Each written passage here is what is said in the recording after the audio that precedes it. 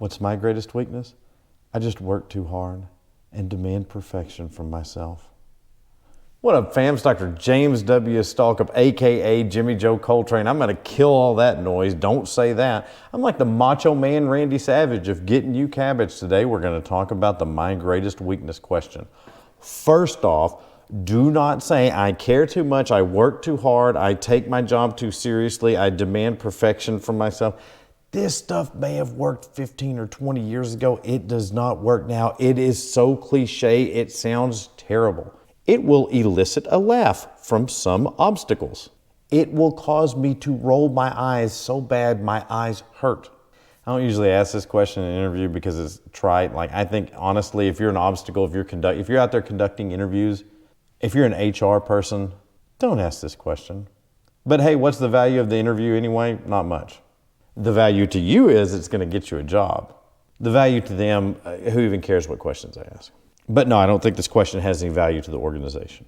So how do you answer it? So this question is interesting because there is a formula to answering it. I certainly didn't invent it. You can see this anywhere on the internet. You read this in a lot of books.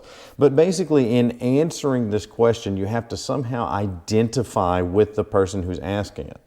Once you get in the groove of answering this question, you will find that it is relatively simple to transfer from one job to another.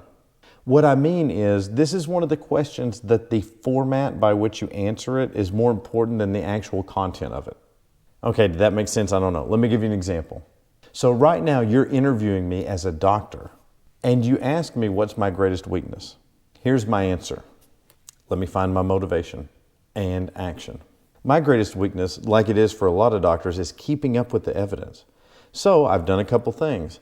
First, I don't read any individual studies. Now I read synthesis level evidence, meta-analysis and higher, stuff like up to date.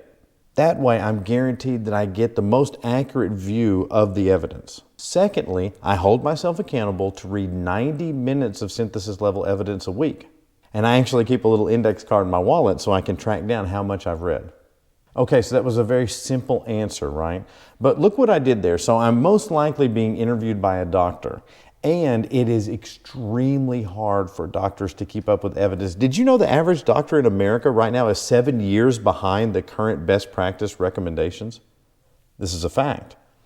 So I've started out by identifying with the obstacle. I'm listing for them a problem that they themselves have. Then I'm describing how I have solved that problem. And there should be some personal accountability in that answer. There should be some, here's how I solved it and here's how I make sure I solved it. So this is a funny story. This is one of the stories that I get asked to tell sometimes. So I was out having a good time with my friends and there was a guy there I hadn't met before and he was a landscaper and we were all laughing and he asked me, he said, well, what do you do? And I said, well, I'm a physician. And he said, well, what do you do for fun? I said, well, I study job interviewing and I do job interview training for doctors. And he thought that was kind of interesting and so we started talking about it. And he asked me what one of my favorite questions was and I said, well, I never ask it when I'm actually performing interviews, but I like, what's your greatest weakness? And he said, why? And I said, well, a huge number of people to this day will still say, I just care too much, or I just work too hard. And I always think it's kind of funny when they say that. And so he said, how would you answer it? And so I did the answer I just did for you. And he said, okay.